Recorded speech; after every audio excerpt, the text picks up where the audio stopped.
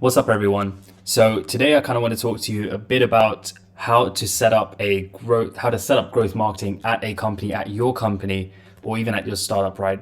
I ran a poll not so long ago, but yeah, I got a response from that poll asking people about what they kind of want to hear about next. I gave them a couple of options, and the response mentioned that they wanted to technically learn about how to set up these growth experiments at their company so they can get going with growth marketing, right? So, all in all, I'm just going to quickly show you this overview. You're going to have a bunch of tabs, right? Ideally, you can go after a bunch of things, but let's say, for example, you want to ideally have your customer personas, so your research part done, right? You've done your audits, you've analyzed a bunch of your previous results, or if you haven't started, you've at least got some idea, you've gone out and done some market research around the type of customers you want to reach, etc. Or you look at your existing client data to see who you're actually working with, and then go prioritize those audiences and understand exactly what the problem is, right? Is it that everyone knows about your brand, but no one's buying? So is conversion a problem?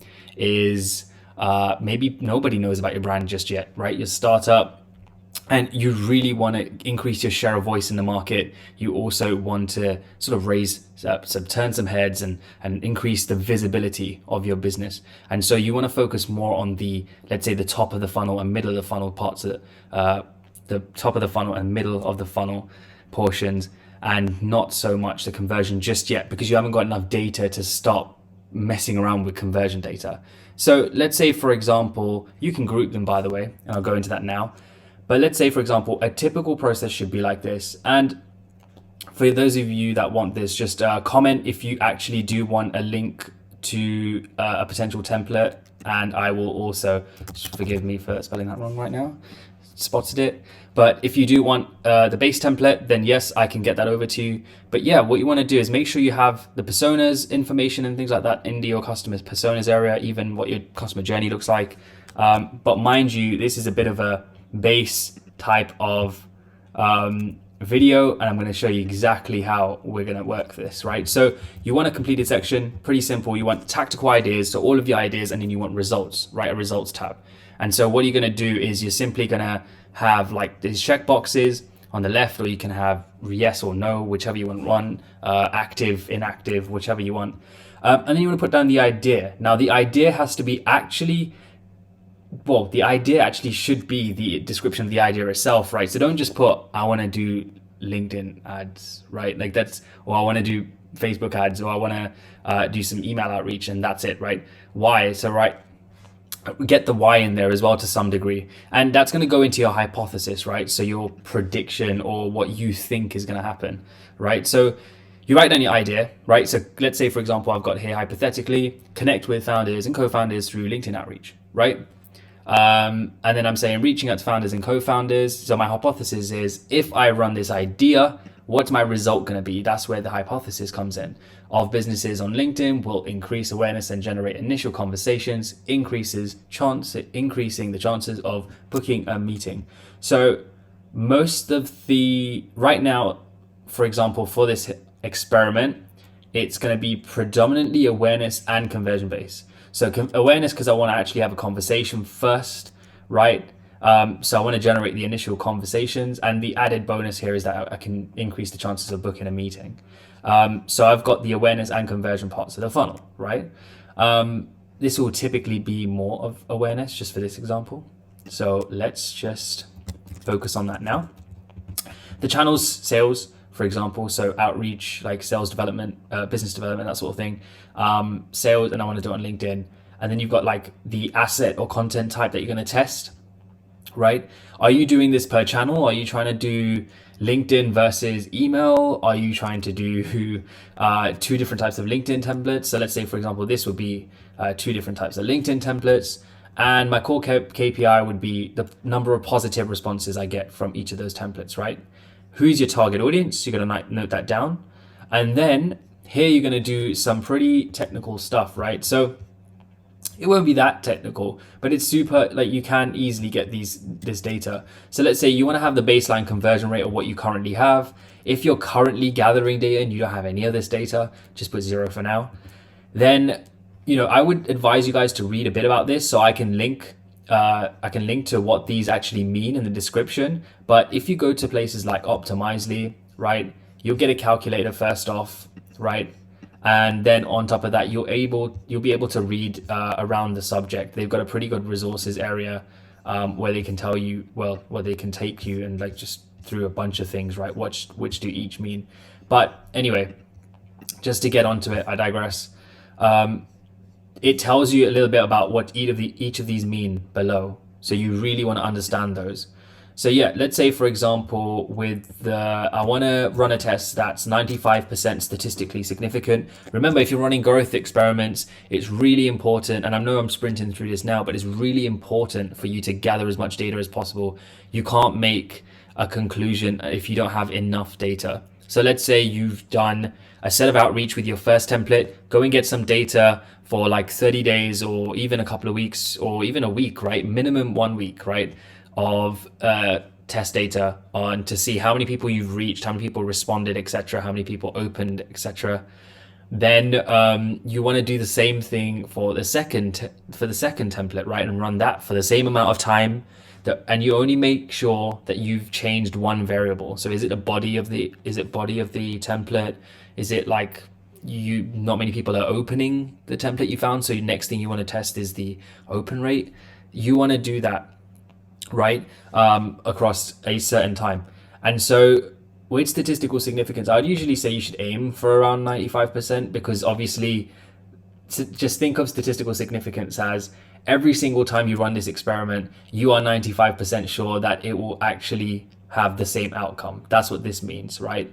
And the minimum detectable effect, just as an overview, is almost like the sensitivity of how much you actually want, how much increase or decrease you want to actually experience on your core KPI. So for example, do you want to only detect a 5% increase? If you put 5% here, like for example, then you're going to need a higher sample size, because what you're saying there is that I want to detect whether someone increases by just around 5%, let's say, and to increase the accuracy of that being true and the experiment being run 95% of the time and they're always coming the same outcome, you need a high sample size.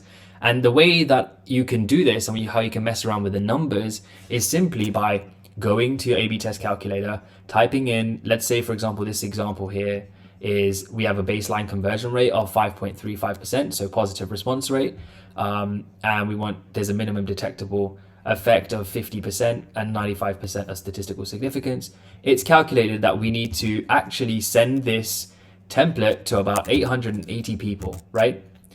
And another way, so you can either run the test across 880 people each, right, to get some data, or you can use this is another calculator I can link below, but you can do it based on the amount of time that you want to do it, right? The amount of time that you want to run the experiment. So let's say, for example, this is a good one to go with. Let's say, for example, you've written down an experiment, you've got 2 sets of data, and let's say you want to go ahead and assess how impactful they are. So first off, you get the data down. What's the estimated minimum sample size? What's the time tested? So 30 days I've got here. Then you want to do is have a multiplier, right? So usually you want to prioritize, you want to go through each of these ideas, these tactical ideas, these tactics, and you want to prioritize them, right, in terms of their score. So you want to first understand what's the potential impact of that experiment. You don't want to be testing things that don't have an impact. Therefore, ensure you prioritize by only thinking about things that are directly impactful on the business outcome, right? So whether it's revenue, getting your initial users on the platform, whether it's getting a number of people to engage more on a platform or sign up to something, right? What's the impact there? So we've got 5 here.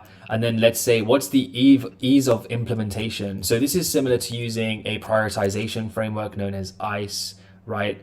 It's a pretty good framework. You should use it.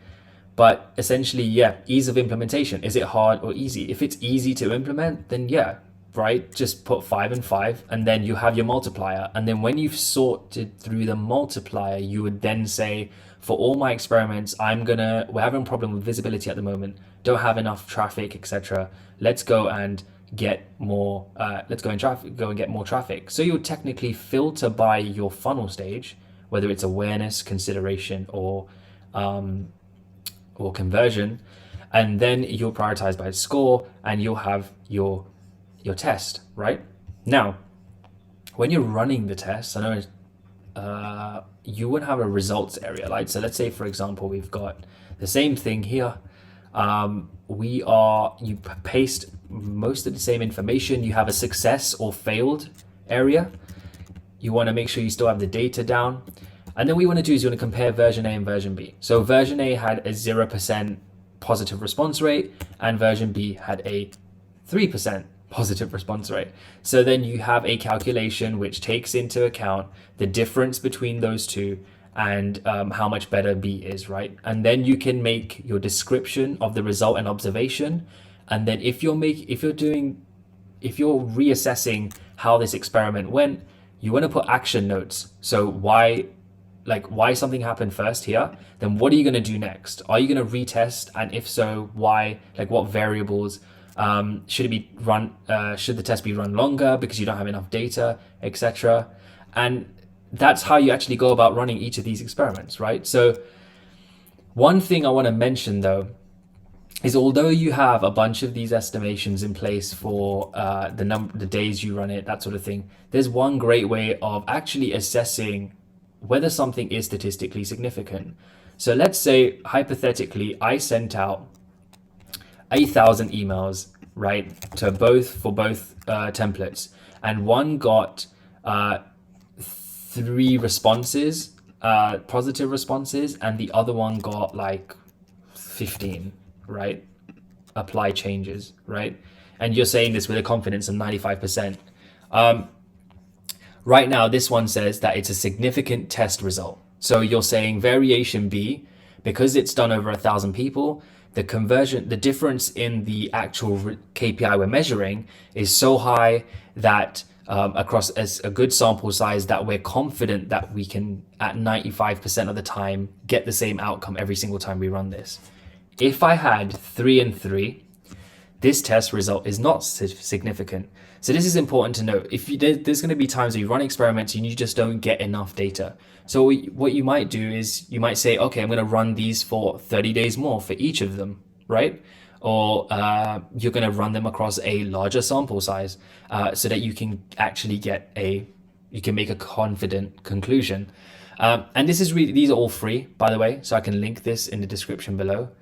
But I really wanted to show you how you can get this sort of engine going, how you can sort of lay things out so that you could go ahead and start to experiment.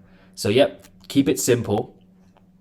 And you will be on your way to actually running experiments much sooner. If you have any questions, of course, then feel free to reach out to me. Drop them in the comments section below and I'll get back to them.